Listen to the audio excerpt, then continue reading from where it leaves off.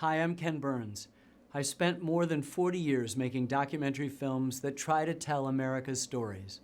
I'm thrilled to welcome you to the third annual Student History Documentary Film Festival.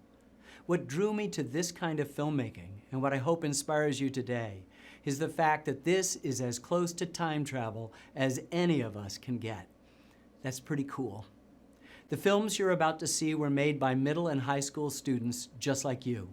While participating in National History Day, these students did extensive archival research, conducted insightful interviews, and edited these films together, each one telling a different story based around the theme communication in history. After you watch them, the students themselves will tell you about how they made these films and what drew them to their specific subjects. This fascinating conversation will be moderated by Mike Mushon, whose regular job at the Library of Congress is to keep the miles and miles of historic moving image footage from all across our country safe, sound, and well organized. It is my sincere hope that you will not only enjoy these terrific films, but that you may even be inspired to make films of your own that tell our country's stories, whether at the local or national level, and become time travelers yourselves. The great American writer Mark Twain is supposed to have said, "History doesn't repeat itself, but it rhymes." I think you'll see the ways that these subjects continue to reflect and play out in the world today. To explore other connections between history and current events, and to view the film clips from my films that inspired this year's theme, check out our website, unum at kenburnsunum.com. Congratulations to all of this year's National History Day winners for their incredible work, and I hope that you all enjoy that work as they take you on a journey to the past.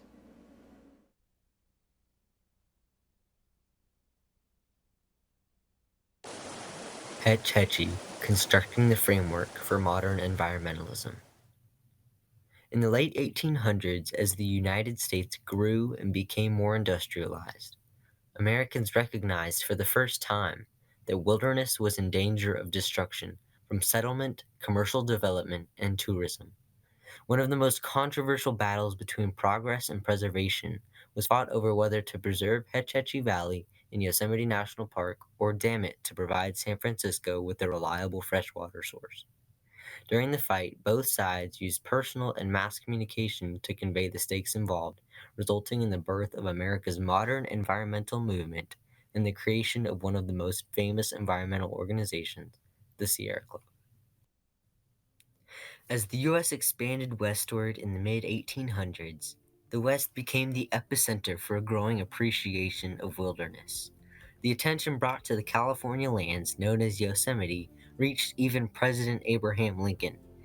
In 1864, he signed the Yosemite Act, an act of Congress granting Yosemite and a nearby grove of giant sequoias protection by the state of California.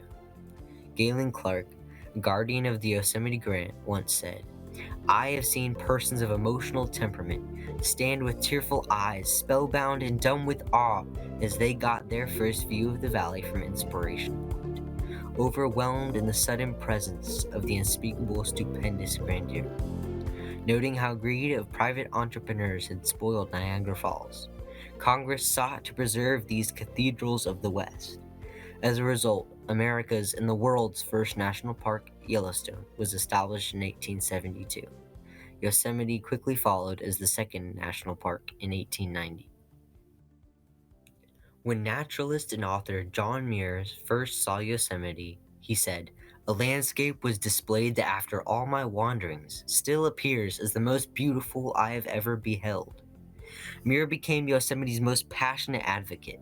He often lived in Yosemite writing books and articles about his adventures there, climbing waterfalls and encountering bears. His friend, editor Robert Underwood Johnson, published Muir's work in the popular Century magazine. Through his writing, Muir hoped to communicate to the reading public the need to protect natural spaces. Little did he know, however, that others had their eyes on his Yosemite for very different reasons. 150 miles to the west, the growing city of San Francisco had spent decades searching for a new water resource. For the 300,000 citizens in this city surrounded by desert, water was more valuable than gold. By the 1860s, Spring Valley, an aggressive water company, capitalized on this need, gaining a monopoly over nearby water sources and charging high prices. In 1897, James D. Phelan became the mayor of San Francisco. His first move to assure that San Francisco might become the Paris of the Pacific was to get past Spring Valley. After hiring engineers to investigate alternative water sources, city government became convinced that creating a reservoir in the Tuolumne River, specifically in the Hetch Hetchy Valley, would solve the city's water problems. The valley in question was described as a wonderfully exact counterpart of Yosemite, next to Yosemite in beauty, grandeur, and importance. Though located squarely within the boundaries of Yosemite National Park, the valley provided an ideal solution to San Francisco's water woes. Mayor Phelan, rationalizing that the city's needs justified the appropriation of these federal lands, proposed the construction of a dam in Hetch Hetchy. Surprisingly, Gifford Pinchot, the first chief of the U.S. Forest Service, agreed with Phelan. As a respected forester, Pinchot advocated for conservation, supporting practical and sustainable uses for the resources of nature to provide for the most people possible. Pinchot and Phelan both believed damming Hetch Hetchy would provide the greatest good for the greatest number of people. A political battle ensued that would last through 3 administrations. First, the passage of the Right-of-Way Act in 1901 gave Phelan and San Francisco a legal loophole to get Hetch Hetchy. Muir, Johnson, and a new organization named the Sierra Club, led by Muir, pushed against the damming of Hetch Hetchy. Muir thundered, "Damn Hetch Hetchy! As well damn for water tanks the people's cathedrals and churches, for no holier temple has ever been consecrated by the heart of man." Competing newspapers joined the conflict. But in the end, nature herself tipped the balance. The 1906 earthquake in San Francisco resulted in a fire that ravaged the city and halted the stream of water that could have doused the flames. The lack of sufficient water to put out the fire angered and mobilized San Franciscans. The city was rebuilt, but it changed the minds of not only the city, but the country on the significance and need for Phelan's plans for pursuing Hetch Hetchy as a water source. Political changes favored the dam building as well as the office of Secretary of the Interior, which went to a friend of Pinchot's, future President James Garfield. When Phelan and other proponents once again proposed the Hetch Hetchy plan to Garfield, this time the result favored the city. San Francisco now had the right to use Hetch Hetchy, so long as a 2/3 majority of the city's voters approved the action within 2 years. This event spurred into action John Muir, the Sierra Club, and wilderness advocates across the country. Muir and his supporters raised public awareness and called for what is now known as one of the first effective uses of grassroots lobbying in American history. Muir's mission hinged on the possibility that a public outcry could influence the government's position on this case. But how could he mobilize the American people to communicate against this injustice to nature herself? The Sierra Club urged like-minded groups to aid the cause. In one of the first successful uses of grassroots lobbying, thousands sent their requests to the Capitol on behalf of protecting Hetch Hetchy. Dear Mr. President, I am anxious that the Yosemite National Park may be saved from all sorts of commercialism and marks of man's work. Ever since the park was established, it has called for defense, and however much it may be invaded or its boundaries shorn, the park will still need protection. John Muir. I will do everything in my power to protect not only the Yosemite, but other similar great natural beauties of this country. Theodore Roosevelt. The debate continued in earnest during the Taft administration. Meanwhile, San Franciscans approved over $45 million in bonds to build the dam and create the water infrastructure for the city. A 1912 study by the Army Corps of Engineers confirmed that the Hetch Hetchy plan was the best and simplest water delivery system compared to alternatives. In 1913, Congress and new President Woodrow Wilson passed the Raker Act, which allowed the development of Hetch Hetchy for a water supply so long as no private businesses profited from the use of public lands. Construction of the O'Shaughnessy Dam in Hetch Hetchy went on to be completed in 1923. Flooding the valley with 117 billion gallons, providing for a large percentage of San Francisco's water needs, as well as power needs with the hydroelectric power it produced. Despite the inundation of the valley under 300 feet of water, the budding environmental movement had found a common goal.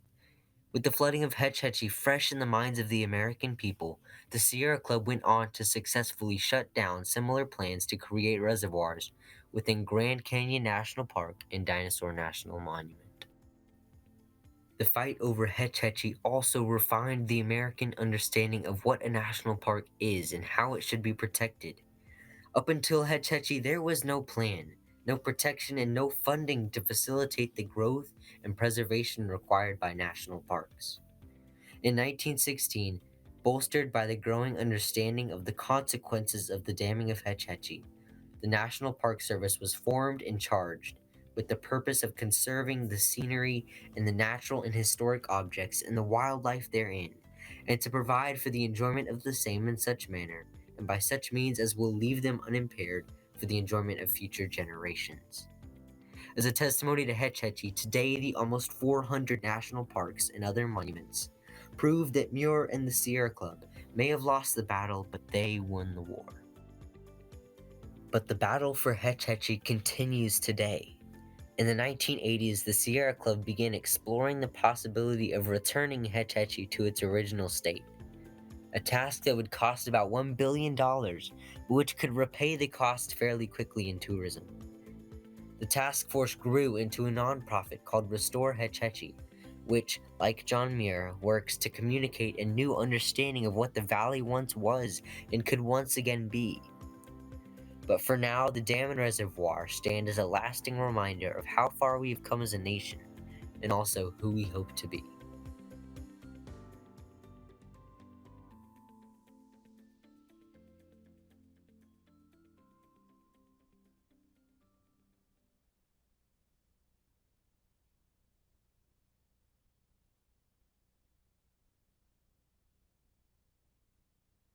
America's storyteller Norman Rockwell, an illustrator and artist, conveyed an important message through his paintings and illustrations.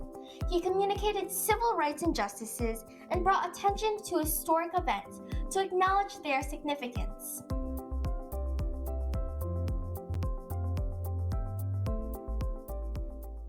As Rockwell gained notoriety as a visual commentator, he used his art to communicate the significance of the civil rights movement and racial inequalities in America, illustrating how we are all equal. We are all part of the human race. Traditionally, Rockwell painted scenes depicting wholesome American values, but his focus shifted after leaving the Saturday Evening Post, and he began to highlight social concerns and racial disparity. In 1963, he painted The Problem We All Live With, shining a spotlight on racial inequality in America. By painting the reality of American life, he became a communicator for the obstacles we all must confront, allowing America to have a clearer vision on issues often unobserved. Norman Percival Rockwell was born in 1894 in New York City. He spent summers in the countryside with his family, and these trips impacted his future paintings. Rockwell stated, "I would not have dwelt so long upon these summers I spent in the country, except that I think they had a lot to do with what I painted later on." Rockwell began studying art at an early age. He dropped out of high school but ultimately graduated from the Art Students League. At the age of 19, he was appointed editor of Boys Life magazine. At the age of 22, Rockwell partnered with the Saturday Evening Post, a crucial moment in his art career, ultimately creating 321 magazine covers depicting traditional American values. Rockwell's art illustrates his admiration of everyday American scenes. He said, "I was showing the America I knew and observed to others who might not have noticed." In the midst of his career, he created the infamous Four Freedoms, inspired by President Franklin Delano Roosevelt's speech to Congress. Roosevelt presented the reasons for America's involvement in World War II, fighting for the Four Freedoms. The first is freedom of speech and expression. The second is freedom of every person to worship God in his own way. Third, freedom from want. Fourth is freedom from fear. Roosevelt intended intended that his ideas would be publicized throughout America, but the message did not take hold as he predicted. Countless Americans still refused to join the war effort and believed it was futile. A government survey reported that only 50% of Americans knew about the four freedoms. Rockwell, however, was greatly influenced by Roosevelt's speech. In response, he produced 4 paintings published consecutively on the covers of the Saturday Evening Post in 1943. Because of these paintings, the public now understood Roosevelt's speech in a new way, and the sales of war bonds escalated to about $130 million. Ben Hibbs, editor of the Saturday Evening Post, stated, "Those 4 pictures quickly became the best known and most appreciated paintings of that era. The American people needed the inspirational message."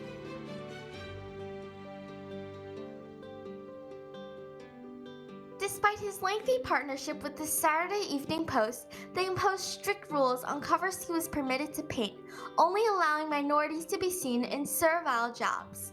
In the 1960s, the administration of the Post changed their style to more abstract art.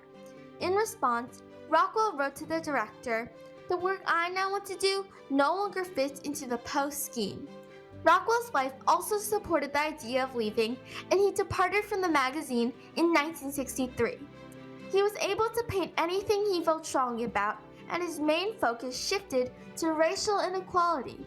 He was also very trusted, and he had the ability to create art that helped people to see things in a new way. 2 important court cases influenced the civil rights movement in the South: Plessy v.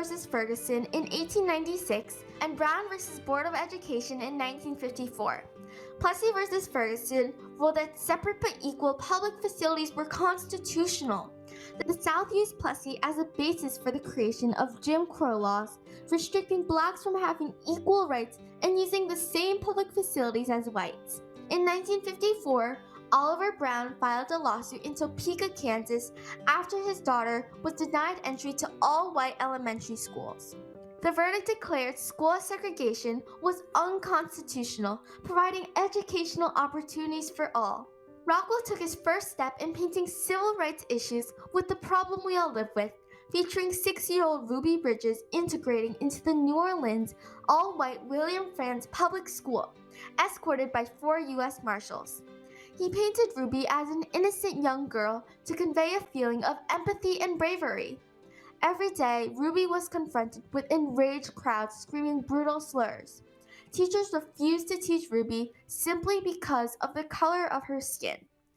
Parents rushed into the school and went into every classroom and pulled out every child. The painting's original purpose was to commemorate the 10th anniversary of Brown versus the Board of Education. However, after publication, the painting became a powerful message about racial tensions in society. Rockwell hoped others would understand Ruby's struggles and see a different perspective. He received letters filled with criticism or praise. One reader wrote, "Rockwell's picture is worth 1,000 words. The subject matter will have become history." Another reader wrote, "Vicious lying propaganda being used for the crime of racial integration." Rockwell wasn't deterred, and in 1964, the painting was on the cover of Look magazine. Rockwell communicated inequality in society, and he stood up for what he believed in.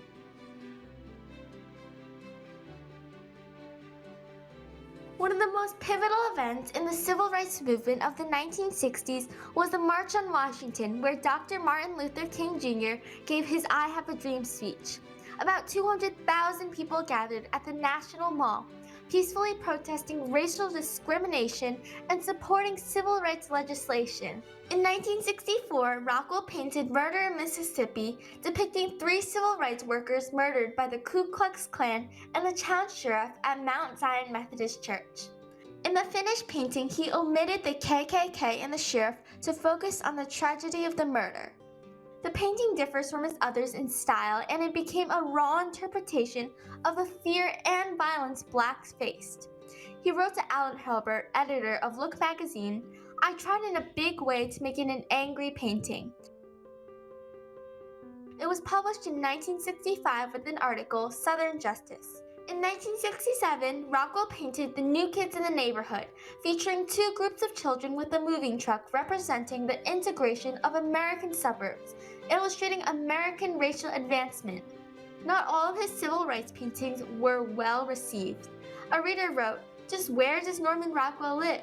Probably in an all-white, highly expensive, highly exclusive neighborhood. What hypocrites all of you are." The criticism he faced was inevitable, but he continued to paint America as he saw it.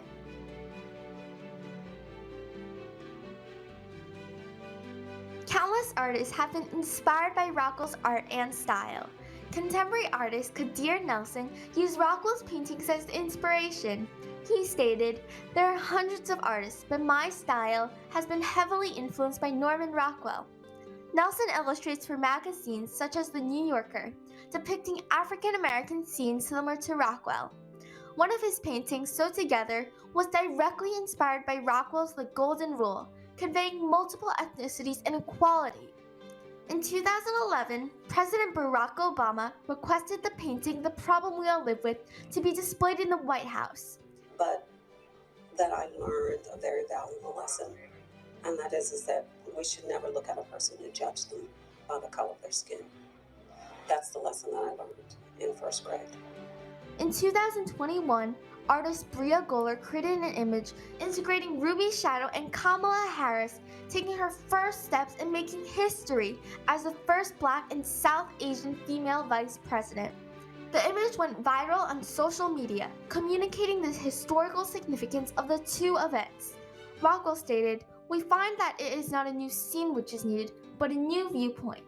In 1977, upon Rockwell's receiving the Presidential Medal of Freedom, President Ford stated, "His vivid portraits of our country have become a beloved part of the American tradition." Rockwell helped America understand that we are all equals and stood up for what he believed needed to be addressed and changed, communicating racial inequality through his art.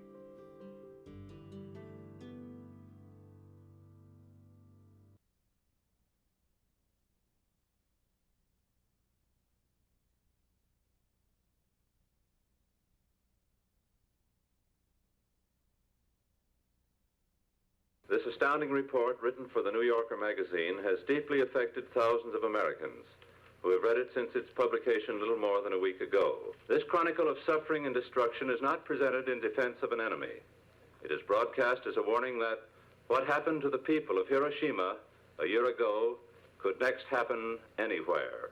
Clearing the Air: How John Hersey Communicated Hiroshima Survivors' Stories to the World and Changed the Global Perspective on Nuclear Weapons.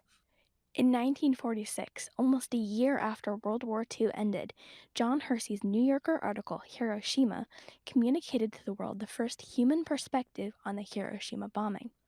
Before Hersey's article, the world outside of Hiroshima and Nagasaki received an impersonal, abstract, and heavily censored picture of the bombings. However, Hersey's article disrupted that perspective forever by communicating to the world the voices of the Hibakusha, the ordinary citizens of Hiroshima whose lives were damaged irreparably by the bombings. This account, which was communicated to people around the world through radio, periodicals, and a best-selling book, inspires concrete change even today. In 1945, the world had been at war for more than 6 years. Stories of wartime atrocities and images of bomb-stricken cities had become commonplace. They fueled propaganda that encouraged support for the war, but also created a view of the enemy as less than human. On August 6, 1945, at 8:15 a.m., Enola Gay, a B-29 bomber, dropped a little boy, the first atomic bomb used in war, on the Japanese city of Hiroshima. The bomb killed thousands of people and caused life-threatening injuries and radiation sicknesses to others. Yet, in Allied countries, newspaper headlines heralded the great power of the bomb and the promise of an era dubbed the Atomic Age. Early news images showed Hiroshima from the air, focusing on the now famous mushroom cloud growing into the sky, and later ground-level photos only showed smashed buildings without a hint of the grisly deaths and injuries happening among them. News reports wired into the United States were highly censored, and one Washington, D.C. newspaper even reported that doctors claimed that to be fatally radioactivated is a very pleasant way to die. Soon, government scientists began testing new atomic weapons more powerful than the one that killed thousands in Hiroshima and Nagasaki, and people excitedly described the new bombs as futuristic Buck Rogers-style weapons, in a reference to a popular cartoon character at the time. There was, however, another perspective on atomic weapons waiting to be communicated to the world. John Hersey was born to American missionaries in 1914 and spent the first 10 years of his life in China. After graduating from Yale University, Hersey served as a frontline war correspondent during World War II. In the spring of 1946, Hersey traveled to Hiroshima, which was still occupied and tightly controlled by American troops under General Douglas MacArthur. As a reporter for The New Yorker, Hersey communicated with survivors to learn their stories about the bombing. He interviewed many Hibakusha, but ultimately selected the stories of 6 survivors, a choice he explains in a 1955 letter. I wanted 5 or 6 people, all of whose lives crossed each other's, so that the account would read something like a novel. Hersey drew inspiration for his novel approach from The Bridge of San Luis Rey, a fiction book by Thornton Wilder, which told the stories of 5 people connected by a bridge accident. As Hersey further elaborated in a 1988 American Audio Prose Library interview with Kay Bonetti, using the methods of fiction, if it succeeds, the reader can identify with the character and almost feel that the reader is experiencing what's happening. Hersey kept his work secret, since many articles written in Japan never made it past General MacArthur's censors. To avoid censorship, Hersey brought his notes home, where he wrote for a few months before publishing his work in The New Yorker on the first anniversary of the bombing. Due to the gravity of the piece, The New Yorker devoted the entire issue to Hersey's story. Editors departed from custom, they explained yesterday, because of the conviction that few of us have yet comprehended the all but incredible destructive power of this weapon, and that everyone might well take time to consider the terrible implications of its use. And so, in the extraordinary length of more than 31,000 words, Hersey introduced the world to the stories of 6 ordinary human beings: Miss Toshiko Saskai, a personnel clerk; Mrs. Hatsuyu Nakamura, a tailor's widow; 2 doctors, Dr. Masakazu Fuji and Dr. Terafumi Sasaki, and 2 members of the clergy, Father Wilhelm Kleinsorge and the Reverend Kiyoshi Tanimoto, who revealed how one bomb changed their lives forever. Hersey communicated their stories without editorial comment or sensationalism, giving the world a human perspective of the bombing that was radically different from the cold, distant approach of the previous news coverage. Hiroshima penetrated the tissue of complacency we had built up. It penetrated it all the more inexorably because it told its story not in terms of graphs and charts, but in terms of ordinary human beings, the New York Times later noted in November of 1946. To borrow a term from the present, Hersey's story went viral.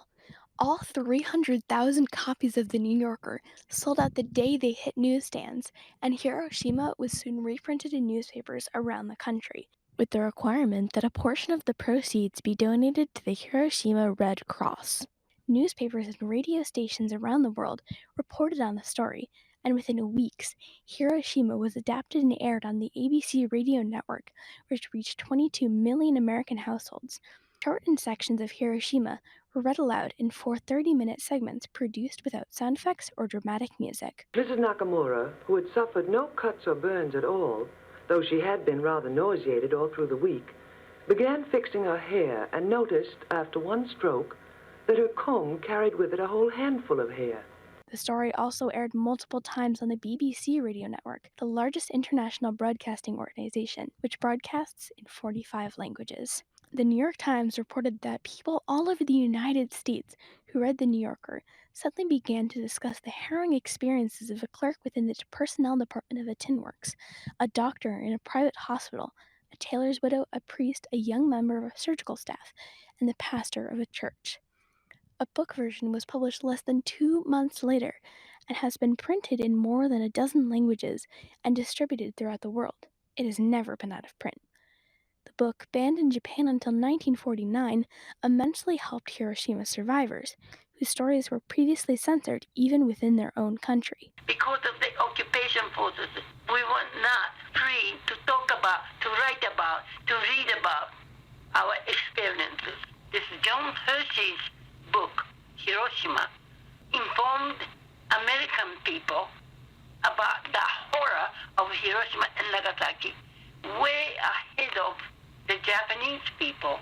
Hiroshima sparked worldwide discussion, particularly among scientists. Albert Einstein, who had once encouraged the United States to develop an atomic weapon, distributed 1,000 copies of the story, with a letter that read, "I believe that Mr. Hersey has given a true picture of the appalling effect on human beings in a modern community subjected to the unprecedented destruction achieved by the explosion in their midst of one atomic bomb. And this picture has implications for the future of mankind which must deeply concern all responsible men and women." While the debate continued over the justification of the use of atomic weapons, Hersey's writing forced the world to consider the effect of war on civilians, and not just in Japan. There is no basis here for comparative moral judgments. The real issue is not whether we are more or less humane than the Japanese. What needs to be impressed upon us is the picture of what war meant to Nanking and Hiroshima. From a global conversation stemmed empathy and a desire to work towards a world where no one would have to experience horrors such as those seen in Hiroshima. In the 75 years since Hiroshima was published, public opinion about nuclear weapons has changed. A Gallup poll found that in 1945, 69% of Americans felt positively about the atomic bomb, saying it was a good thing. Just 17% called it a bad thing. More recently, attitudes were nearly reversed, with 61% of U.S. adults in 1998 calling the bomb's development a bad thing and 36% a good thing. Hiroshima continues to be read by those who seek a greater understanding of the events on that day and still inspires people to rid the world of nuclear weapons. I had gotten used to hearing nuclear weapons discussed in very dry and abstract terms, almost as if they were pieces on a chessboard. But Hersey tried to write about the first atomic bombing as individuals actually experienced it. I knew then that I would try to touch hearts and honor the humanity of victims in a similar way. In conclusion, Hersey's stories of the Hibakusha, communicated to the world through radio, print, and popular literature, shifted the world's perspective on nuclear weapons, from the view of an airplane and military sensors to the people of Hiroshima, preserving the legacy of the Hibakusha and protecting the future of the world. Hi, everyone. My name is Mike Michon, and I'm head of the Library of Congress Moving Image section. Welcome to all you students and teachers joining us, and it's my honor to moderate the discussion today. A quick 101 for those of you who are watching who are new to National History Day. It's an annual competition in which over 500,000 middle and high school students around the US and in American and international schools around the world compete every year. Students work individually or in groups to conduct history research projects centered around a theme. The 2021 theme was Communications in History, the Key to Understanding. Students select topics of their own choosing and present their research and analysis in one of 5 project categories: documentaries, exhibits, papers, performances, or websites. The Next Generation Angels Award, made possible by the Better Angels Society with generous support from John and Jessica Fullerton, recognized the top winners in the junior and senior divisions of National History Day's individual documentary categories. It is these 6 winners and their films that we are here today to celebrate. I also want to note you're encouraged to ask questions. There's a Q&A button on the right side of the Zoom screen. So we're going to begin with the 3 junior division winners whose films you have just seen: Claire Flynn from Connecticut, Madeline Wrong from New York, and Luke Morris from North Carolina.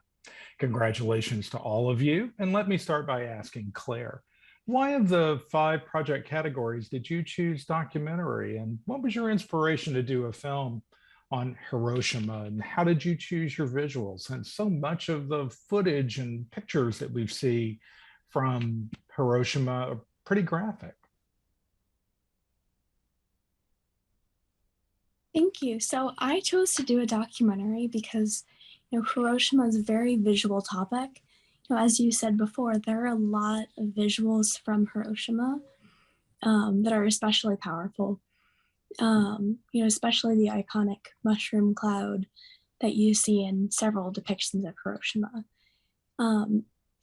Can you repeat the other questions? There are a few. Oh, Sorry. sure. Yeah. Well, what was your initial inspiration? Why did you think to do a film on this topic? And because you had to make some decisions on what sort of images you were going to use. I'm curious about your decision-making process on that. My initial inspiration to pursue the topic of Hiroshima, I was sitting in the car, I was listening to the radio, and it was the anniversary of Hiroshima, and someone mentioned John Hersey's book, Hiroshima. I had never read it before, I had never heard of it, so I decided to look it up and read a little bit more about it. And this simple interaction inspired me to pursue John Hersey's Hiroshima as my topic. Choosing videos and images for this was an interesting challenge because, as you said, there are a lot of gory or disturbing images from Hiroshima. Obviously, creating this documentary, my goal is not to shock the viewer, but rather inform them. So I tried to choose images that, while they would show the pain of Hiroshima and the devastation that the citizens of Hiroshima experienced, it wouldn't shock them or cause any horror. Thank you. Madeline, how did you choose your topic of Norman Rockwell, and why did you decide to make a documentary?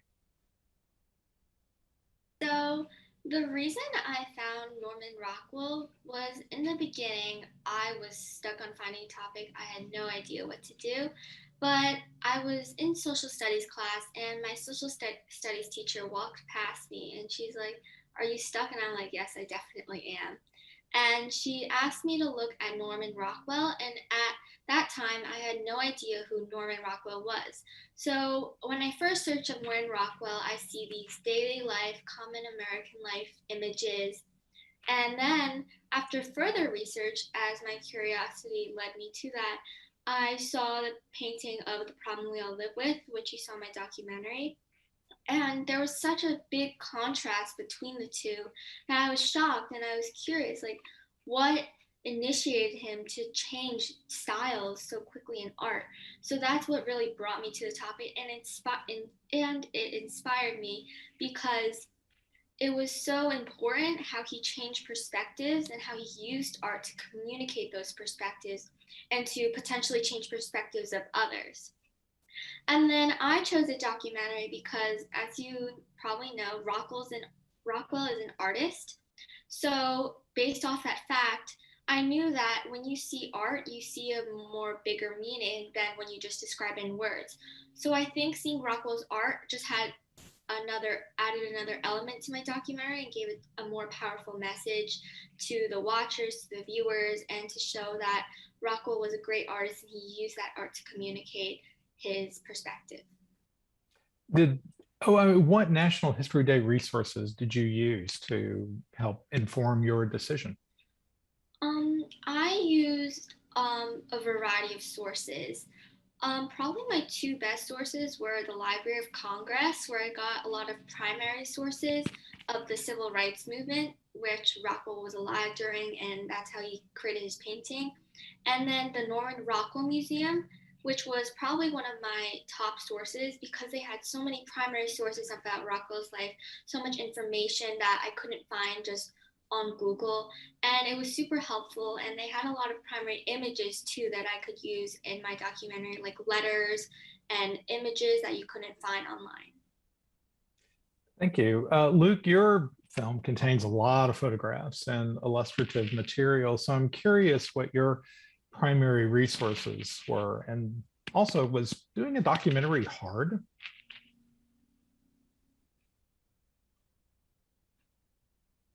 So for my sources, there were Ansel Adams and Albert Bierstadt were a few of the main people that I pulled from because they were famous artists at the time, and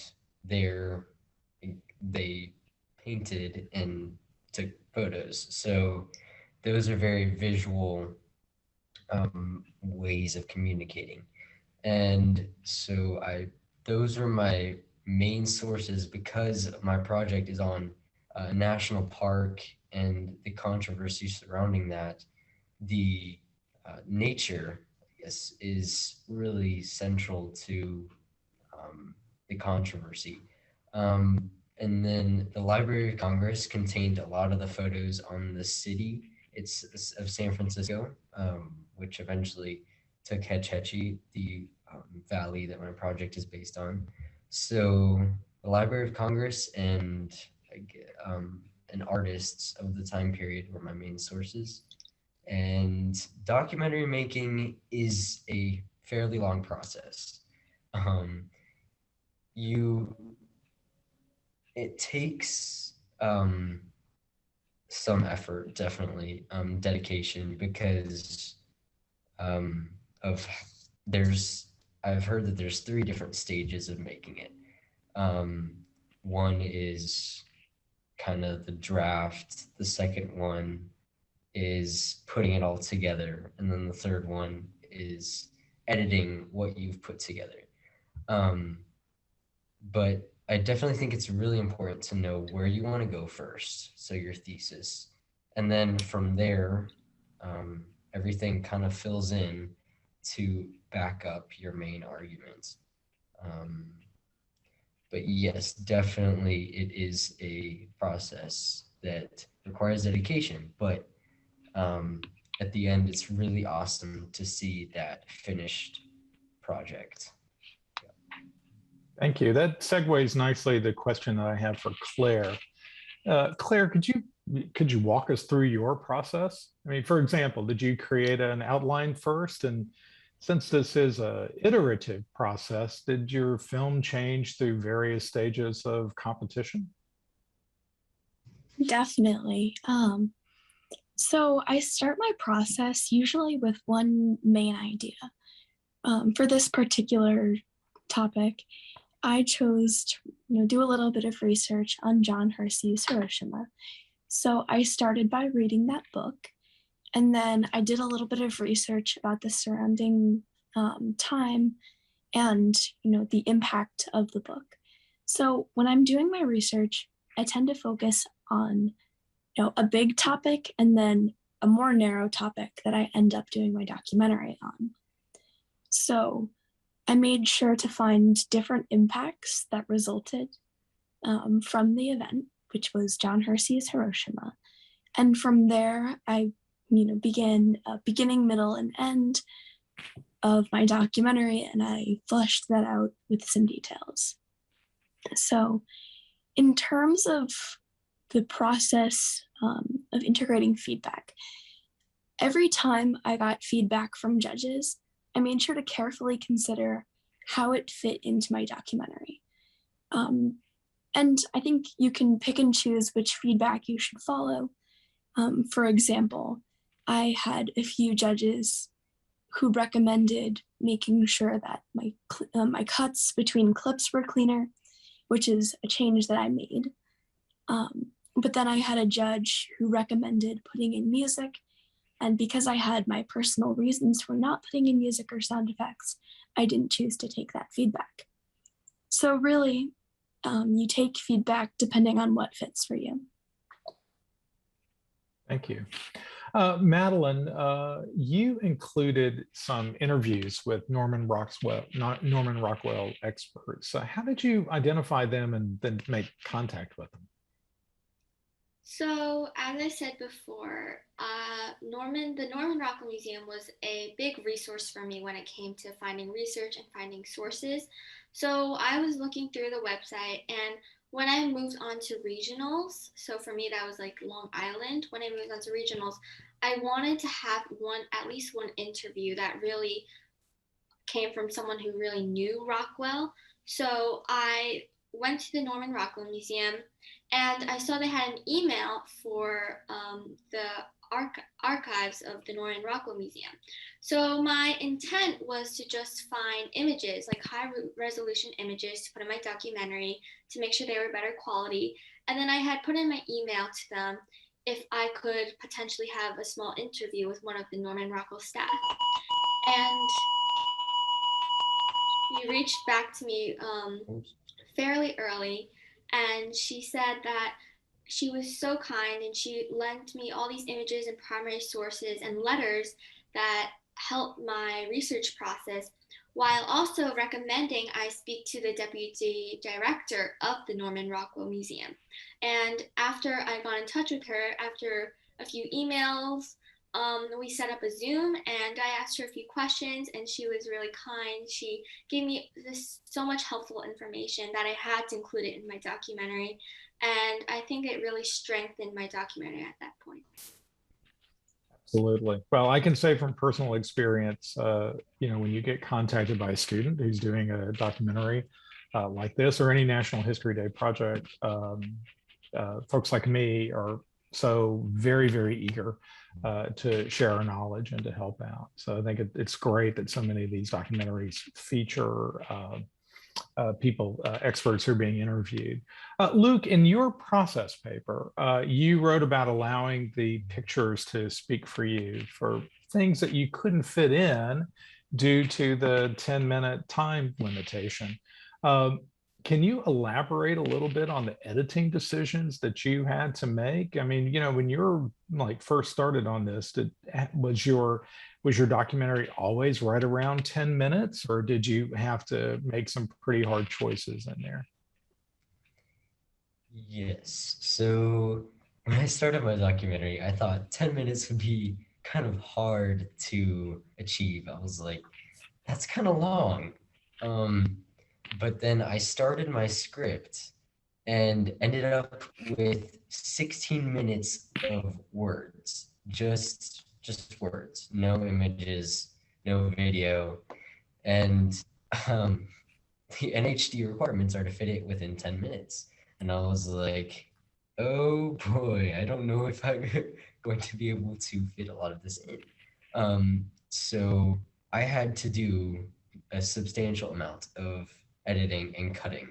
A lot of what I included was nitpicky details that I wasn't sure if many people would be interested in. So there was definitely parts of my script that I wanted to include but were not necessary for the viewers to know.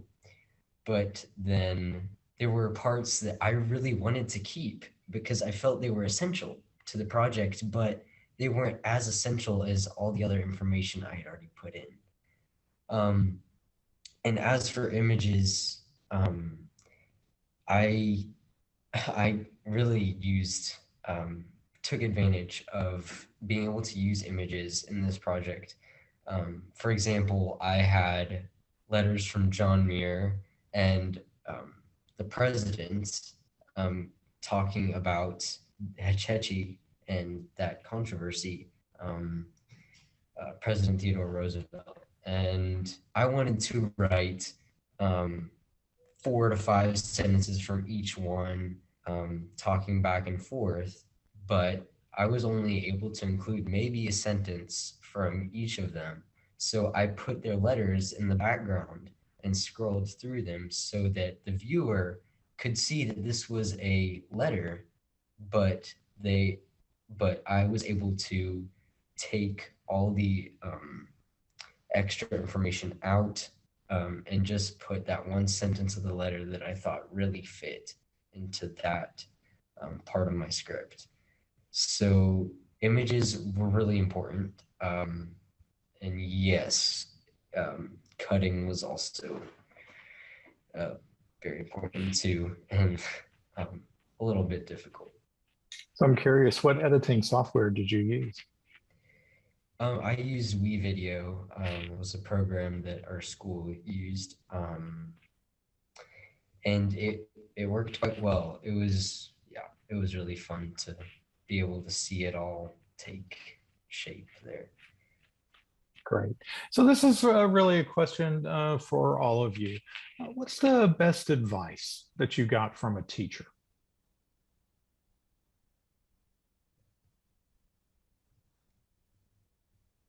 I think the best advice that I got from a teacher is one, to always stay organized no matter what.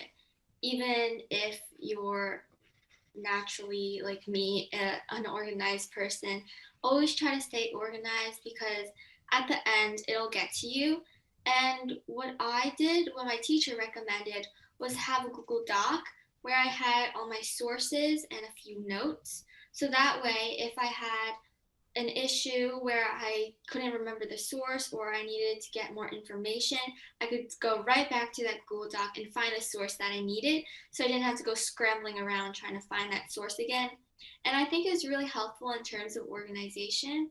And it really helped me to made the process more easy for me because at the end I didn't have to look for the source that I need to use. Anybody else?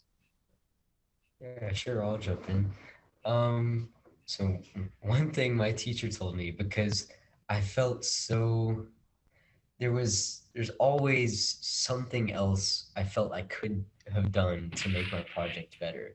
There was always this extensive other thing that I could add on. But my teacher said, don't let perfect be the enemy of good. So don't try to get these tiny little things right when you can focus on the good of your whole project altogether. And don't try to, I guess, nitpick each little part, and really, I guess, maintain your focus on what's most important there. And I definitely also say to set goals for yourself or your students on their project, because it's so easy to get or to procrastinate on this, because you may want to have your script done by this point in time to be able to work on something else next and to have your complete project by the time of the competition. And so by setting goals for yourself, you won't get pulled behind and have to catch up at the end just before the competition. So what advice would you give to students to help find the fun in these projects? Some tips and tricks, perhaps, that would encourage people to make a documentary. Claire, how about you? I think one big tip before you even start anything on your project to make National History Day fun is to choose a topic you're really passionate about. I think so many kids nowadays don't enjoy history classes simply because the topics may not be something they're interested in. So you're going to be spending a lot of time with just you and your History Day project. So if you can spend time with something that you are happy about doing, then the process will go much faster. Great, thank you. I did want to make sure that everybody knew you're more than welcome to ask questions in the Q&A box. We've gotten a couple. We'd love to have some more. But I'm curious, Luke and Madeline, if you can address that same question. You know, what sort of advice would you give to students who are thinking about doing a documentary? I can go.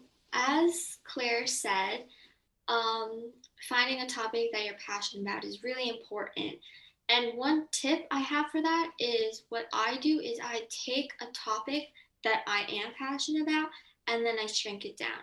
So last year, well, this year for this project, I chose racial inequality because I wanted to make a documentary that spoke to everyone. So I chose that topic. And then after choosing that topic, I read articles about famous people who were involved in the civil rights movement. And usually in those articles, little names were mentioned. And I go after those little names and I try to research them more and further so I can have a story that not everyone knows about and I can tell a different perspective with a deeper meaning so people can learn from my documentary. Luke, how about you?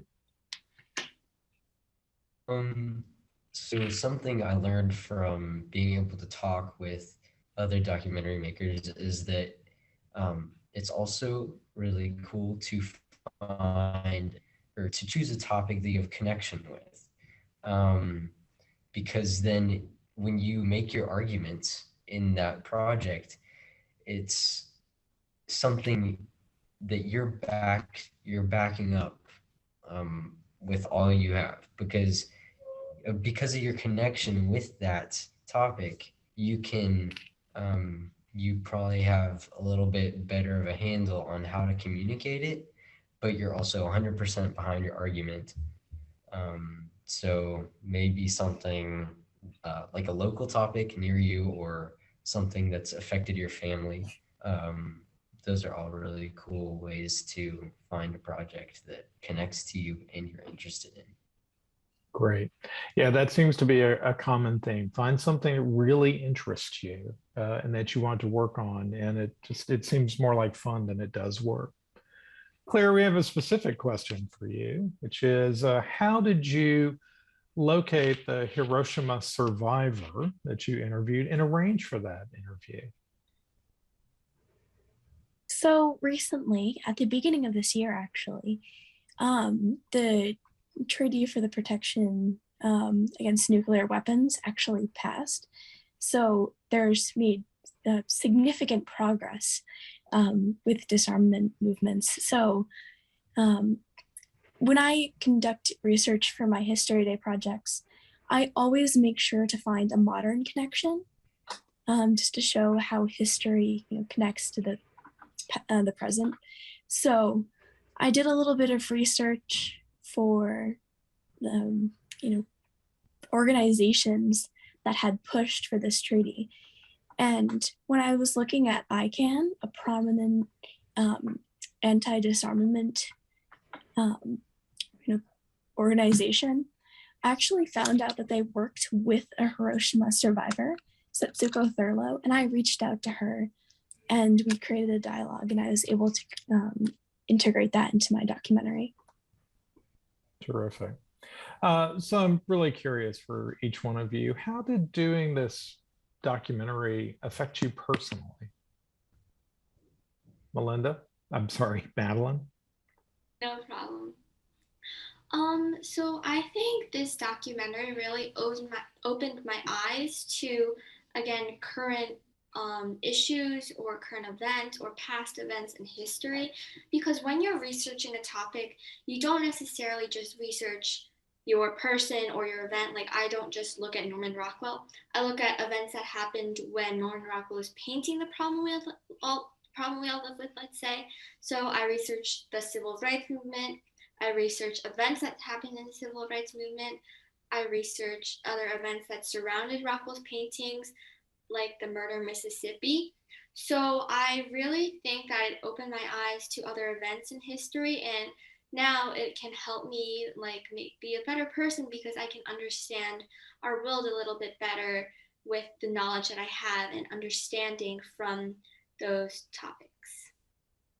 Thank you so much. And really thanks to all of you. We've run out of time, but Claire, Madeline, and Luke, congratulations again. And thanks so much for sharing your insights today.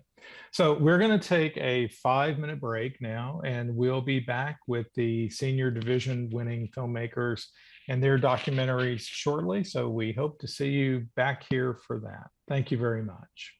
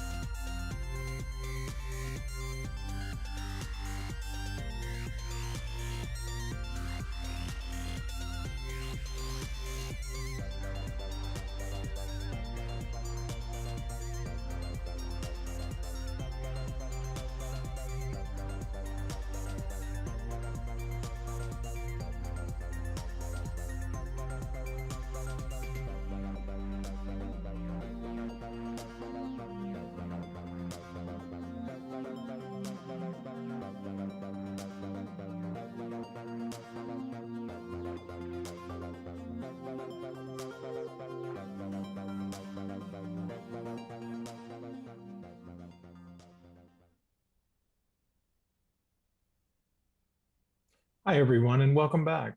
I'm Mike Michon, head of the Library of Congress Moving Image section.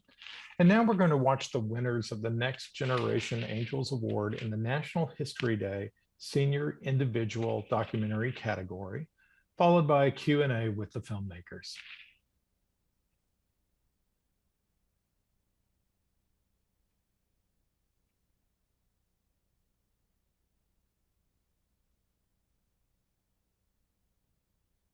In March of 1943, the curtain rose on what would become one of the most iconic and influential works in musical theater, Rodgers and Hammerstein's Oklahoma.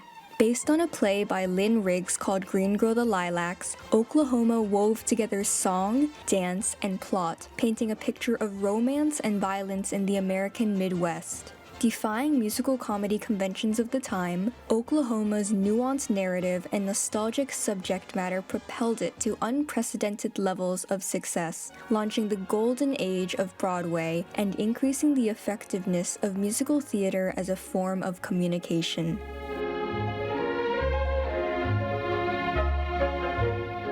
Early explorations of the integrated song and storytelling structure in American musical theater were dominated by the European import of operetta, or light opera, exemplified by the work of Gilbert and Sullivan in HMS Pinafore and the Pirates of Penzance. Despite this early success, light opera's status as a Germanic-influenced foreign import presented cultural and legal barriers, which only grew stronger with the outbreak of World War I in 1914, narrowing the scope of its audience in America.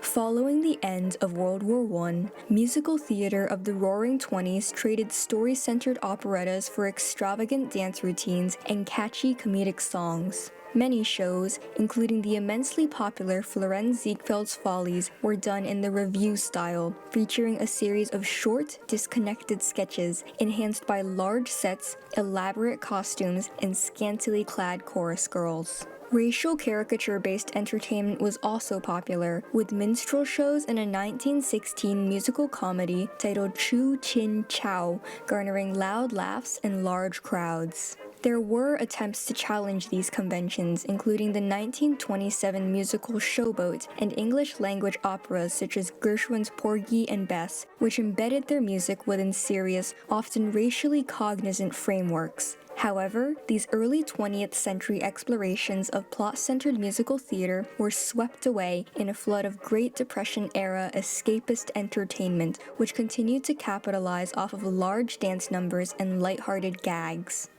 In 1941, producer Teresa Hellburn of the American Theatre Guild reached out to Richard Rodgers and Lorenz Hart about adapting Green Grow the Lilacs, a play by Lynn Riggs which centered around the lives of settlers in the Oklahoma Indian Territory, into musical form. Hart, uninterested in the subject matter, dropped the project, prompting Oscar Hammerstein to step in as lyricist and writer for his first ever collaboration with Rodgers.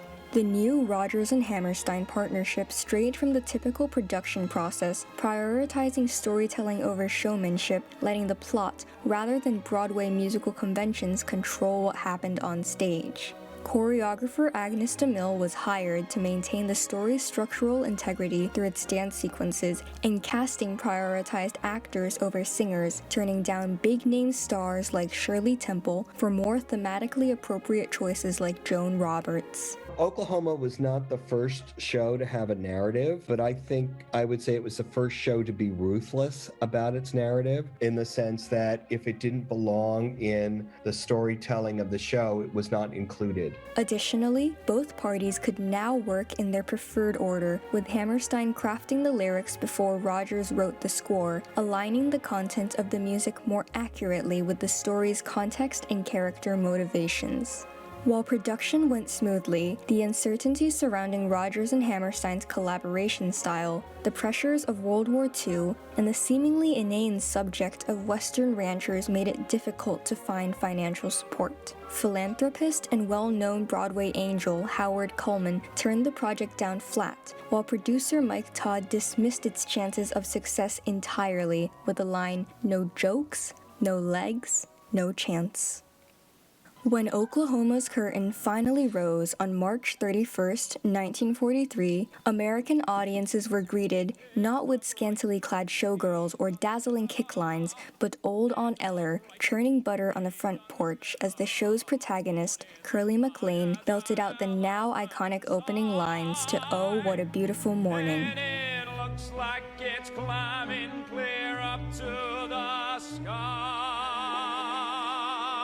Over the course of its 2-hour, 45-minute runtime, Oklahoma seamlessly wove hummable songs and eye-catching dance routines into a fully coherent, well-developed plot that, while exploring the romance between farm girl Lori and cowboy Curly, wasn't afraid to veer into darker or more abstract territory, showing on stage the death of main antagonist Judd and depicting Lori's internal conflicts and fears through an 18-minute dream ballet sequence. Oklahoma was highly praised for its refreshingly balanced integration of song, dance, and engaging storytelling. It relies not for a moment on Broadway gags to stimulate an appearance of comedy, wrote critic Lewis Nichols. Mr. Rogers' scores never lack grace, but seldom have they been so well integrated as this for Oklahoma.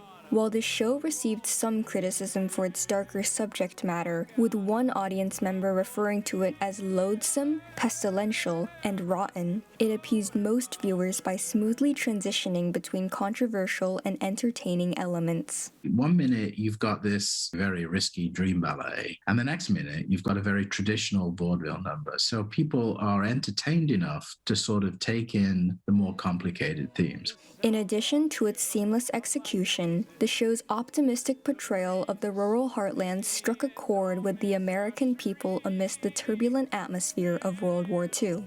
Soldiers and sailors were given free passes to see the show, which became a poignant reminder of the American home front they were fighting for. War correspondent John Hersey later wrote to Rogers about a memorable morning on the Italian front. Everyone was grumbling as usual. Suddenly, the soldiers stood up and began singing, "Oh, what a beautiful morning." There was a fair amount of irony in his singing, and his pals laughed. All the same, it was a beautiful morning, and all of a sudden, there was an almost unbearable intensity in the way the men looked around at the view. Oklahoma's combination of well-integrated storytelling and general American appeal brought it overwhelming success. It ran for an unprecedented 2,212 performances over the course of 5 years, grossed $7 million, gave rise to numerous revivals, spawned the new Oklahoma State song, pioneered the original cast recording, and even earned a Pulitzer Prize. Oklahoma became a hallmark of 1940s American pop culture. This groundbreaking domestic success broadened the scope of Broadway audiences, increasing the effectiveness of musical theater as a form of communication and jump-starting the golden age of Broadway. On top of expanding audience sizes, Oklahoma's deconstruction of existing musical theater conventions set a new standard of narrative-centered storytelling. And I think what Oklahoma said was that the American musical could tell stories. The stories that would have been quote-unquote impossible to tell. Somebody is always saying, maybe music and dance could really propel this particular narrative to another time and another place. And I think it's the courage of Oklahoma to rely on the power of narrative that made it such a groundbreaking show.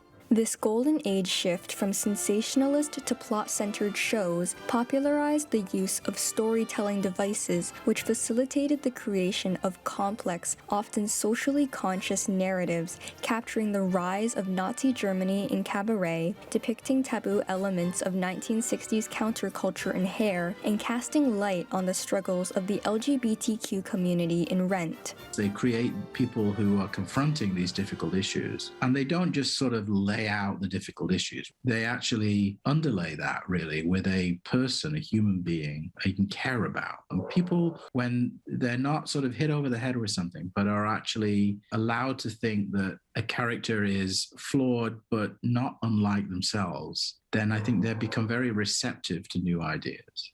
In 2019, Oklahoma was revived, not as a glowing portrayal of the American Midwest, but a dark exploration of the dangers of community-sanctioned ostracization. Yet, this reinterpretation was made possible only through the precedent set by the original 1943 version. By kickstarting the golden age of musical theater, Oklahoma transformed Broadway into one of America's most effective means of communication, an endless source of social commentary and taboo topics made palatable for the public through catchy tunes and tight choreography. And so, with its flawless blend of nostalgia, music, and plot, Oklahoma raised the curtain on a new age of nuanced storytelling in Broadway, forever cementing its position as the American musical.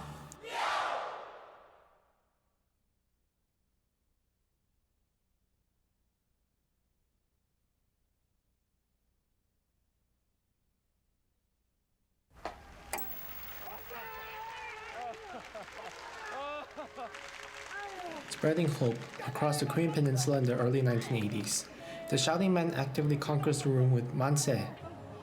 Manse is a Korean exclamation that is used to express extreme delight, like hooray in English.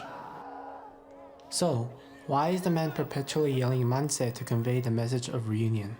What has played such a vital role in the recent events as its effects echo through the viewers of the video? The key to understanding riddled mysteries starts from unearthing one of the greatest television programs that has shaped the media communication of modern four-state. Being a telethon for about 3 months on the same subject in 1983, the record of KBS Special Live broadcast Finding Dispersed Families is a vivid illustration that depicts the unparalleled impact of media communication during the aftermath of a sprawling world with fears of war, global peace, promotion, and universal love for humanity.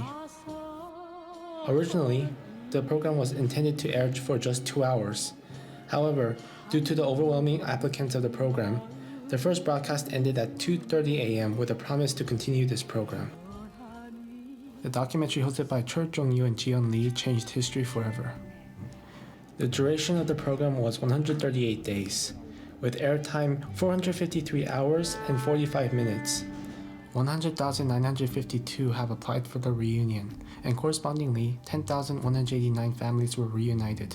These numbers only reflect families that are just in South Korea. The program is unique in that it used TV as a tool to reunite separated families. How did the tragedy of dispersed families occur? Its tragic history dates back to the Japanese colonial period from 1910 to 1945. Under the Japanese imperialism regime, Changshi Gaemyeong, or renaming Korean people's surnames into Japanese, were executed in order to annihilate the Korean culture and people. One of the causes of dispersed families originates from the surrender of Japan in World War II. After the Yalta Conference, the 38th line was divided according to military convenience, temporarily dividing the nation, and still divides the nation as the South and the North, leaving behind dispersed families. Soon after the nation was divided, the North invaded the South in 1950 and started the Korean War.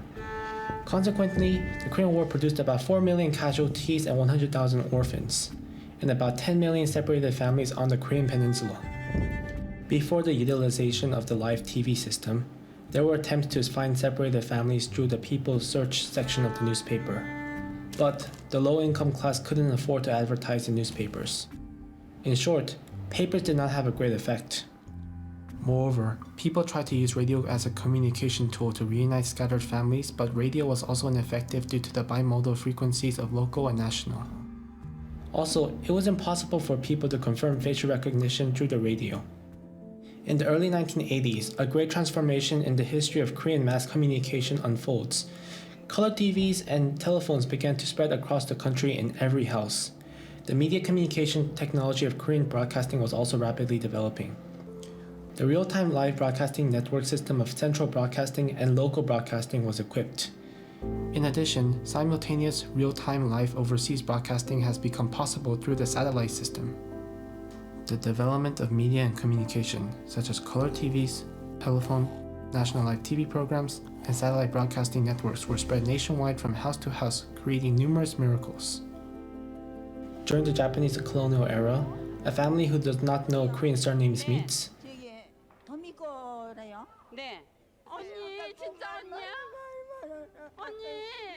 Searching for separated families who immigrated abroad through satellite broadcasting. 로스앤젤레스의 이길령 특파원을 연결해서 가족이신지 아니신지 좀 확인을 시켜드려야 되겠어요. 네. It wasn't just the family that this special live broadcast found. The program brought back the real names and identities of separated families. 나는 세상을 살면서 어머니만 그리고 살았거든요. 어머니 이름 좀 가르쳐 주세요.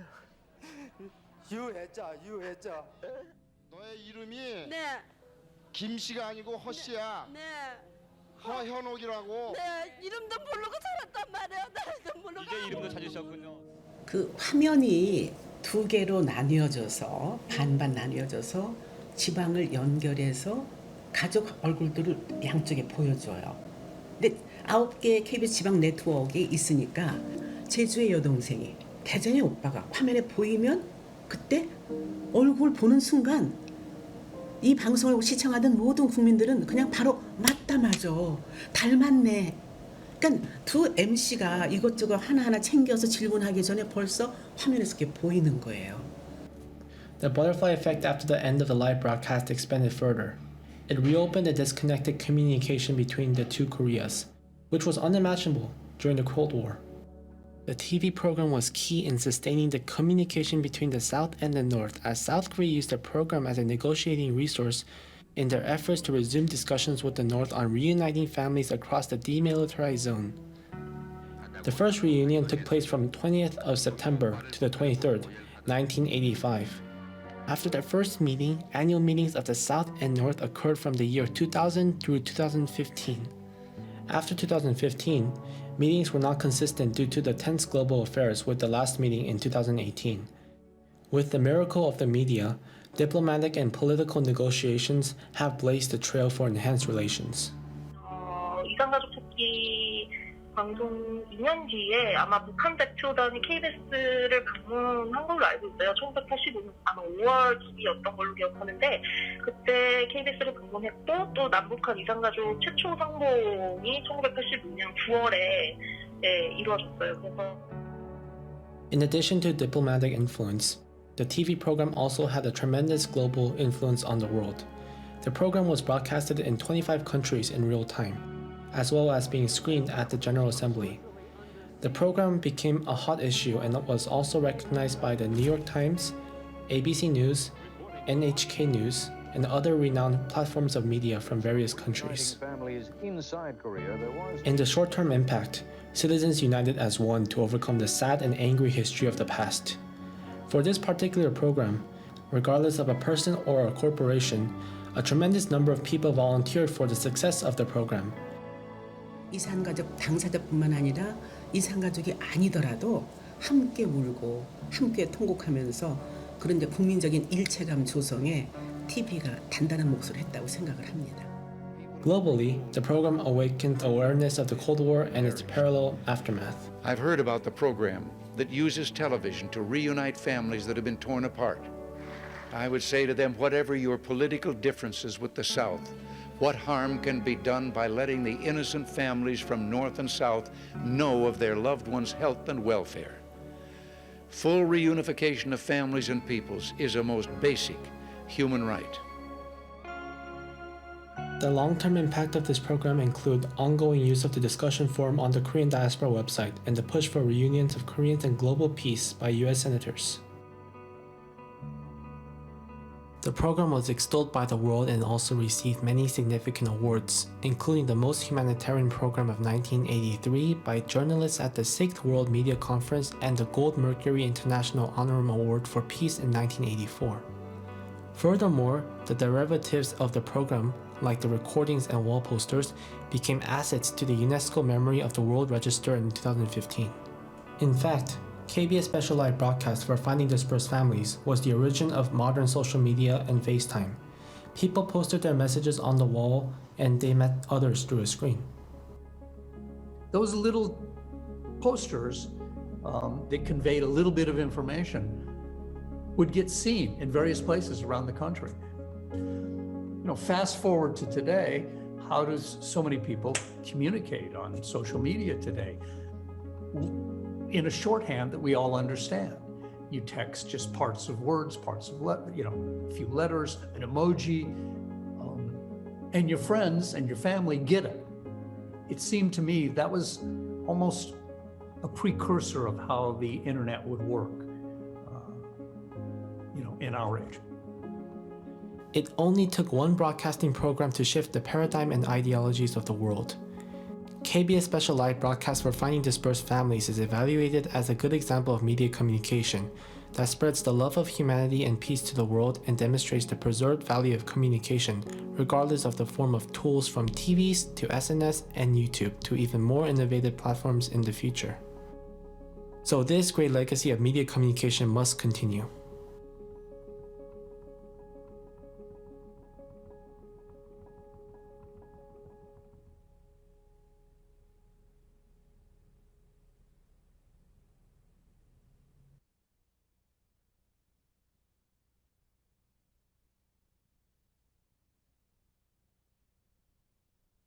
Leningrad, 1926. Future Soviet dictator Joseph Stalin is flanked by 4 high-ranking officials in his inner circle. By 1940, 3 of these men had incurred Stalin's disfavor and were executed. However, eliminating his enemies wasn't enough for Stalin. He was only fully satisfied when he had also erased them from history.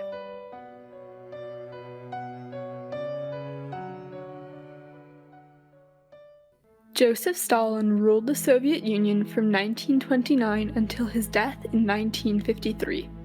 To gain and keep power, he literally rewrote history, many times just as it unfolded.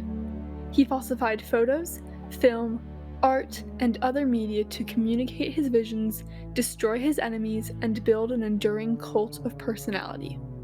Stalin's falsification techniques are still echoed today, as photoshopping, deepfakes, and fake news are increasingly used to communicate misinformation and distort the truth. After nearly 400 years of Tsarist rule, the monarchy's unpopular decision to enter World War I, combined with crippling food and fuel shortages, created unprecedented unrest. The Tsar was overthrown, and Russia exploded into the 1917 October Revolution, plunging the country into civil war. A number of parties fought for power, but Vladimir Lenin's Bolsheviks emerged victorious. Under the banner of forming a classless society, they formed the Soviet Union in 1922. Needing a right-hand man, Lenin appointed fellow Bolshevik Stalin as Secretary General. Stalin was a loyal revolutionary and a strong organizer. Stalin developed an avid taste for power and began to cultivate his own political support and allies.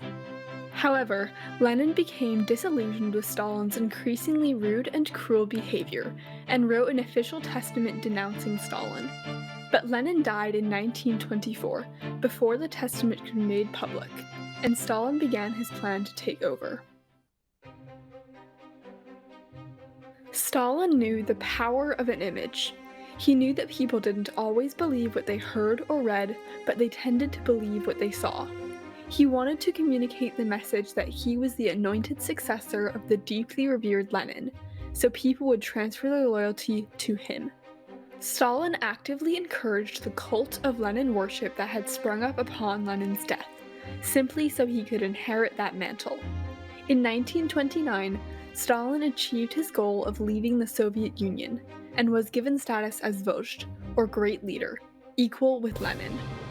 To maintain his power and cement his legacy, Stalin began publicly communicating a wildly exaggerated version of his own status. Using government artists, Stalin falsely portrayed that he had been close to and beloved by Lenin. Stalin suddenly appeared in photos and art with Lenin, despite not being there in real life. He commissioned films that falsely depicted the leaders as close, like family, so he could gain reflected glory from Lenin's memory. Staged films also showed him present at battles he was nowhere near, to make him seem like a brave and supportive military leader. Artists refined his pockmarked skin, made his hair look thick and lustrous, enlarged his short physique, and even added a faint glow to make him appear godlike. The 1930s began arguably the worst period in Soviet history, Stalin's Great Purge. Stalin's media falsification took a more sinister turn. He vowed not only to physically eradicate his enemies and political challengers, but to also erase their visual existence from history. Stalin's feared secret police began mass arrests, from top political rivals to people in his inner circle to average citizens randomly chosen to fill arrest quotas. Many faced show trials and were executed. Millions more disappeared into the gulags, or forced labor camps. Stalin also ordered them to be removed from all official photos. He communicated the message that anyone who fell afoul of him or the Communist Party would disappear even from memory. It was like the plague spreading all over the country, a general plague of terror. Которая охватила страну. Чума страха. When a person was arrested or executed, images of them became illegal. Disgraced people needed to be removed from photos before the photos could be republished or archived. This photo of secret police chief Nikolai Yezhov was carefully retouched after Stalin had him shot in 1940. Ironically, Yezhov himself had helped lead the purges. Less subtly, these party officials, executed as enemies of the state, were literally defaced, blotted out of existence with heavy black ink. Stalin expended special effort on erasing his main rival, Leon Trotsky, whom he discredited and exiled in 1927, then assassinated in 1940. Stalin wiped Trotsky's photo records so effectively that decades later, few Trotsky images remained in Russia. Stalin's Great Purge was inflicting widespread terror on his people, but perversely, he also wanted their love. He continued to build his cult of personality by publicly assuming a false benevolent, caring persona, calling himself Papa Joe and father of the little children. A famous photo shows Stalin beaming while holding Gelya Markizova, the daughter of a Siberian party official. And now there was an illustration to prove that Stalin loved children. And this portrait could be seen absolutely everywhere. But the image it communicated was a lie. A year later, the self-named father of the little children had Gelya's own father falsely accused as a spy and executed. Stalin's visual media falsification helped him fool the world into believing the alternate reality he communicated. Many Soviets also revered and celebrated him even as his brutal regime killed almost 20 million fellow citizens. We really believed that all this happened without his knowledge. We were firmly convinced that he was a saint, the most holy one, the only one who could possibly save us. Stalin rewrote Soviet history when he made his victims disappear, not only their bodies, but also all proof of their existence. Unless photos were hidden or sent to the West, little record of their lives remains except a dark blot or a scribble on a page. Many average citizens no longer had a family pictorial history. To protect themselves from the secret police, people inked or cut out faces of the disgraced. Sometimes all that was left of a parent was a photo of their hand. Stalin also significantly impacted Soviet art history, as he insisted only the socialist realism style could be used to communicate his false reality. This showed the world the Soviet ideal of happy workers laboring for the good of the collective, when in fact millions died from forced collectivization. The Soviet Union maintained a positive international reputation, largely thanks to Stalin aggressively censoring all visual media. This concealed that forced labor was behind his industrial progress. He also made scripted films of model farms to falsely communicate that collectivization was a success, and to hide the horrific Ukraine famine. Stalin ensured there was no honest newsreel footage, only his fake narrative. After Stalin's death in 1953, his successor, Nikita Khrushchev, denounced Stalin and tried to undo the false visual history he had communicated. Khrushchev removed pictures, tore down statues, and even edited Stalin out of his own propaganda films. But Stalin's false narrative has regained strength. Polls show 70% of Russians now think favorably of Stalin for his industrial progress and war victories. Many younger Russians are unaware of the horrors he committed. Наверное, ассоциация это с периодом войны, в первую очередь, Великой Отечественной. Совсем другой Второй мировой. Я скорее за позитивную речь. The effectiveness and lasting impact of Stalin's false visual communications campaign shows how powerfully convincing an image can be. Today, people are increasingly bombarded by fake images and misinformation campaigns on the internet and social media, some echoing Stalin's own techniques. High-tech photoshopping and deepfake videos can create and communicate a false but extremely believable version of events. Although tools like forensic image analysis and fact-checker sites can help detect fakes, people need to beware of manipulated media and seek a variety of original sources. This is a key step in holding world leaders more accountable for their actions. Learn from Stalin's falsified communications campaign. Don't believe your eyes.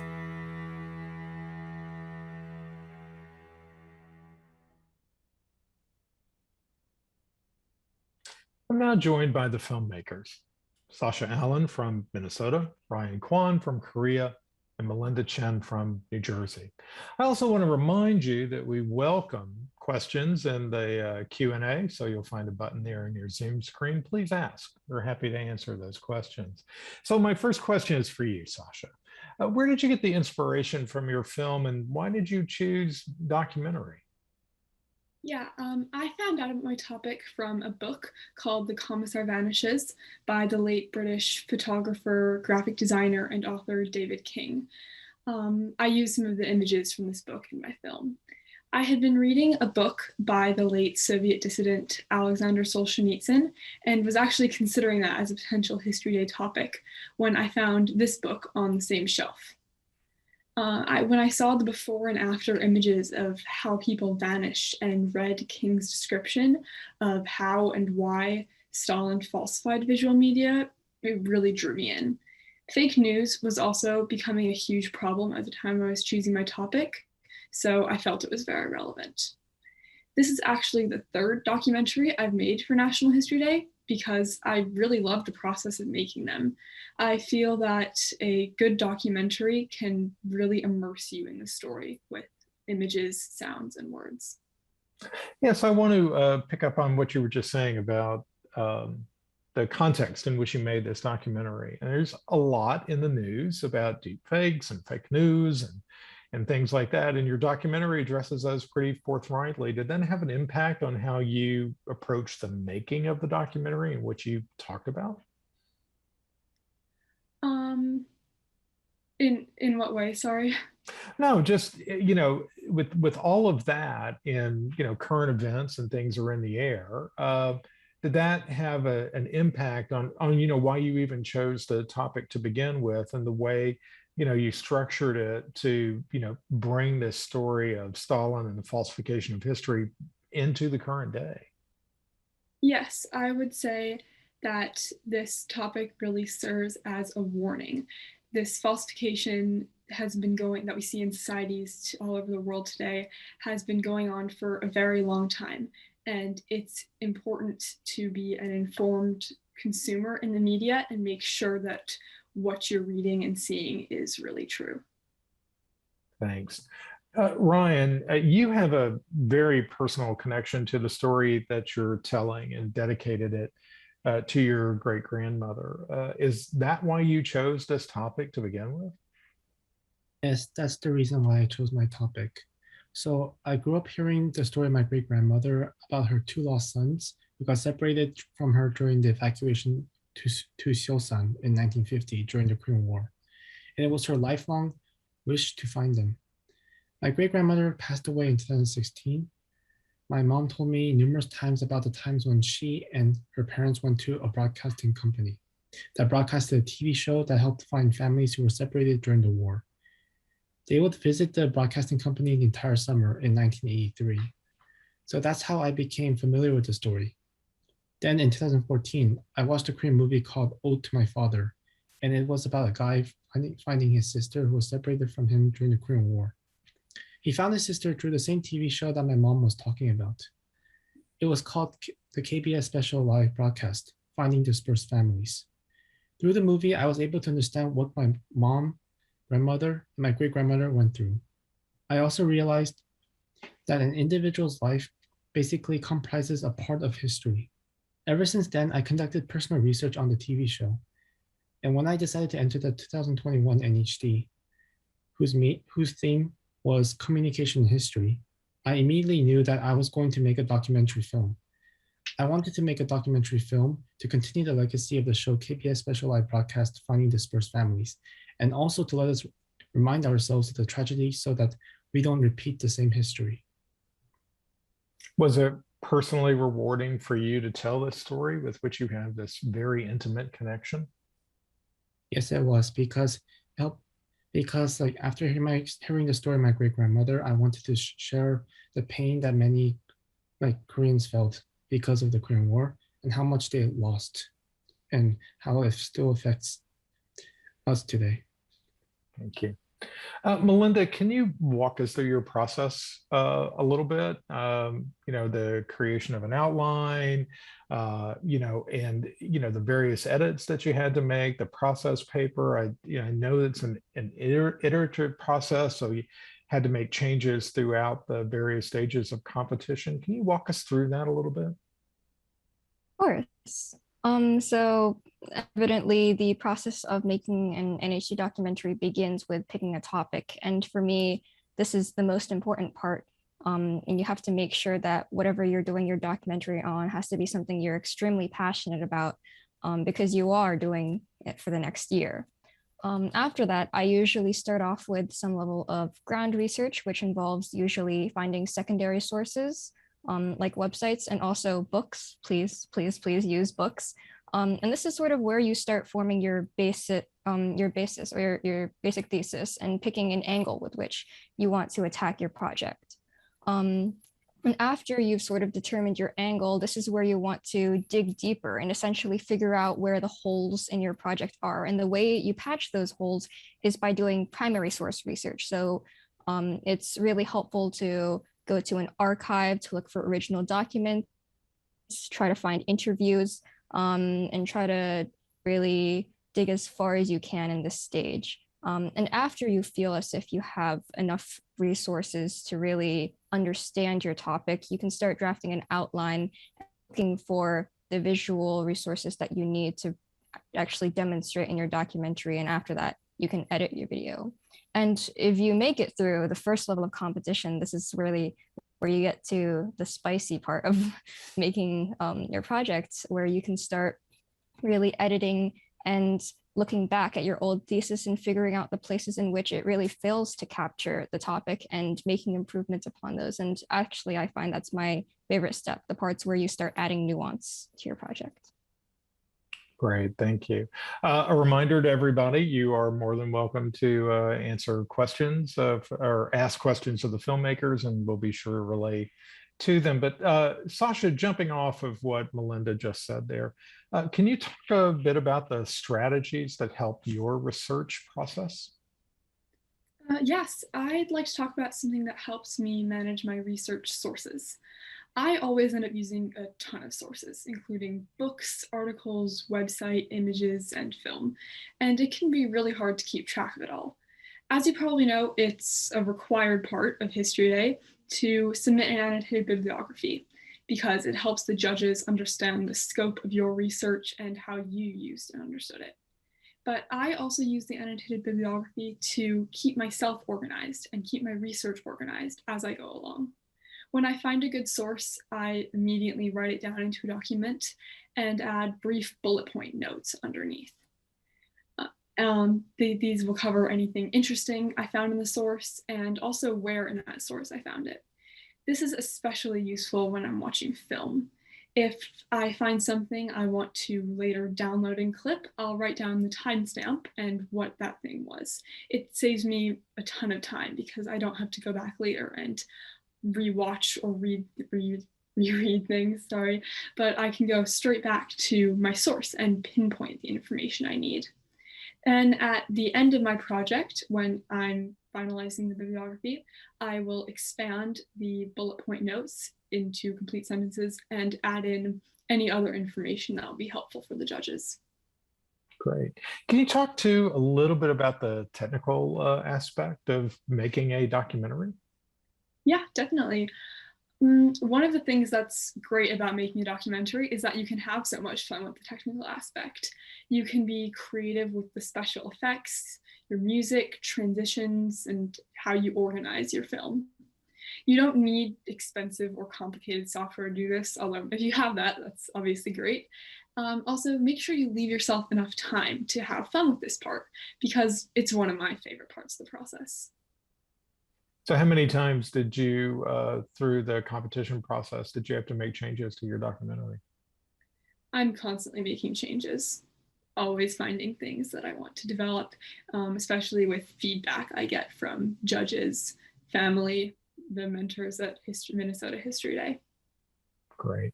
So Ryan, where did your documentary had a lot of footage in it from the television program. So where did you find that, and how did you source that? So the enormous amount of primary sources were archived on the KPS archive website, and I was fortunate enough to have found it. The duration of the TV show was 138 days with an airtime of 453 hours and 45 minutes. It was difficult to find the entire video footage initially, but I was able to get hold of a KBC archivist, Ji-Young Lee, who helped me find the important videos that I wanted to use for my film. Sorry, I mean KBS archivist, Ji-Young Lee. And the picture I dedicated the film to at the end belonged to my great-grandmother, and it was used to find on the show by my great-grandmother and my mom and my mother. Right. Melinda, all of you, it included some interviews with this, but I wanted to ask you specifically, Melinda, about the interviews that you included in your documentary. Why did you choose to do that, and how did you identify the people that you wanted to interview them and then contact them? Yeah, so for me, I usually use interviews for two functions. The first one is essentially to fill a gap in my research. So if I'm not sure about a more obscure element of my project, I'll often look for an interviewee or an expert to really help me flesh that out. And also, I use interviews to validate and justify my thesis, because these people have been doing research on these topics for far longer than I have. And oftentimes it's really nice to get an opinion from an expert. So in my case, my first interviewee, Professor Jones, was more of the first, in that he offered new perspectives that I hadn't thought of, while Professor Maslon was more of the second. And I found them both because they had authored sources that I really liked and wanted to know more about. So Professor Jones really helped me to understand the specific ways in which musical theater impacts people emotionally and helps to change their perspectives on topics, while Professor Maslon helped me to understand what set Oklahoma apart and allowed me to add a little bit more nuance to my project and clarify the specific things that Oklahoma did differently. And so in addition to adding his words to my documentary, the act of simply sitting down and talking to him for an hour really helps to work out the kinks in my thesis. Great. So we have a question specifically for you, Melinda, in the Q&A. We encourage people to keep those questions coming in. In your first answer, you are quite emphatic that people should use books as primary resources. And so the question is, why do you feel so strongly about that? Well, I mean, I usually use books as secondary resources. They can be primary, but I find that there's a couple of things that books contain that gives them a slight advantage over websites. The first one is usually books are very, very, very well sourced. So whenever you read an academic history book, you will usually find a massive appendix in the back in which the author cites all of their sources, newspapers, interviews that they did. And that in itself is an extremely good resource. If you're ever stuck and you don't know where to find sources, you can always go to a book on your topic and look at where other people looked.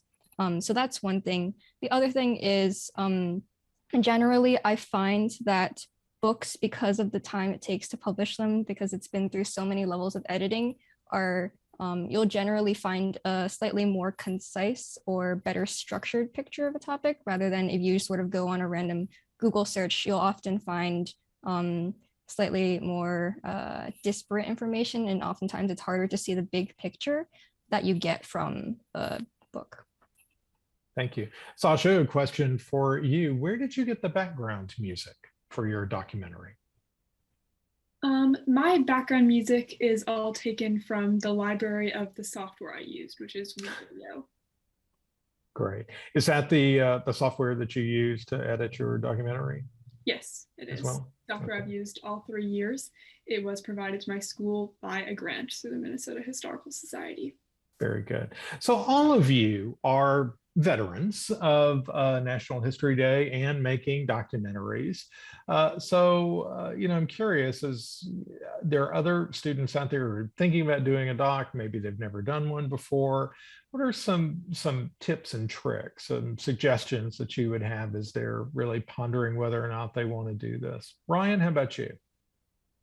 I would tell them I would tell them to maybe look around and maybe see oh, that even though I don't have a topic I can actually find or do, we can still find one that's around us. Think back to our family, or think back to the community that we live in, and we can use what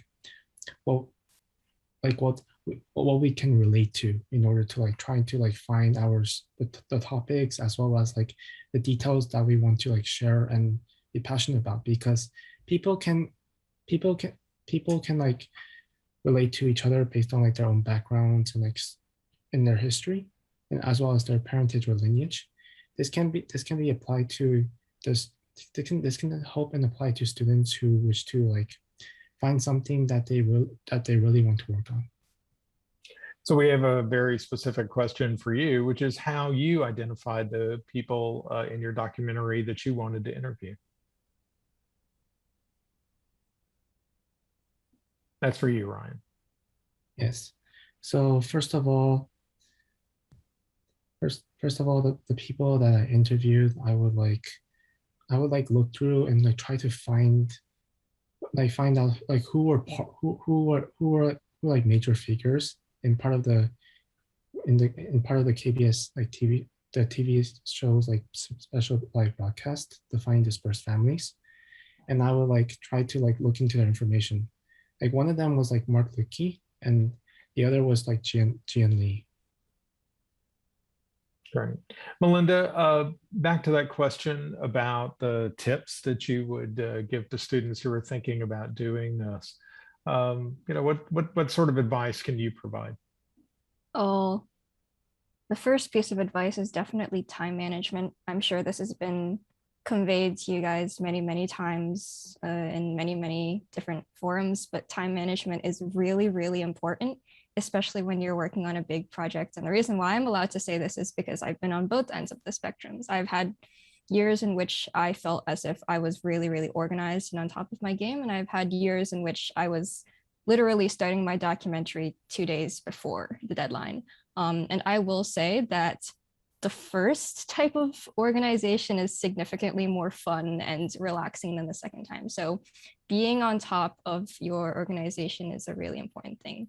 Another tip I would give is definitely, as you're doing your research, be extremely open to new perspectives and new ideas, because oftentimes that's where the interesting part of your topic lies. Because even topics that seem basic or seem like they've been completely explored from every single angle often have a little bit of nuance. And when you find that, that's usually where, the best part of the topic is, or the part that's really interesting to you is. So whenever you find something that's weird or doesn't really quite match with what your preconceived notion of the topic is, I say always go deeper, always look for more information on that.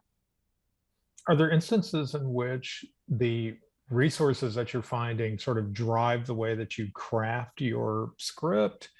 Or I'm just curious where you start. Is it you start with a script and then you find images to match it? You got images and then you're writing a script to match those. Sasha, can you talk about that a little bit? I'm sorry, I thought the question was for Melinda. Would you mind saying it one more time? No, sure, of course not. And I'm sorry, I should have prefaced that.